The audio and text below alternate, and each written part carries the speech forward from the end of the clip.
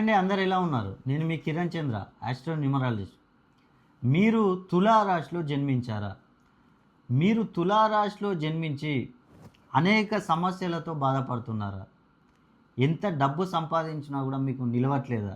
రుణ బాధలతో బాధపడుతున్నారా? ఏ వ్యాపారం చేసినా కూడా నష్టపోతున్నారా? మీరు ఏ వ్యాపారమైనా చేయండి, వ్యాపారంలో మీకు నష్టాలు వస్తున్నాయా? అదేవిధంగా ఎంత చదివినా కూడా చదువులో వెనుకబడుతున్నారా? నిరుద్యోగులు అయితే ఉద్యోగం కోసం ప్రయత్నం చేసి నిరాశ పడుతున్నారా?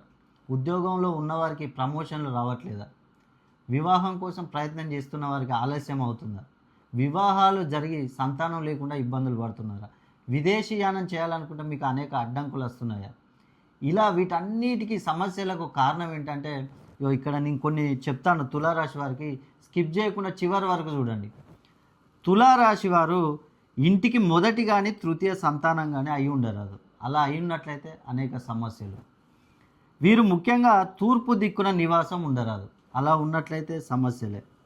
వీరి డెస్టినీ నంబర్ 1 కానీ 3 కానీ అయి ఉండరాదు. డెస్టినీ నెంబర్ అంటే డేటు, మంత్, ఇయర్ మొత్తం కలిపి ప్లేస్ చేస్తే వచ్చే నంబరు 1 కానీ 3 కానీ అయి ఉండరాదు. అలా అయి ఉన్నట్లయితే సమస్యలు.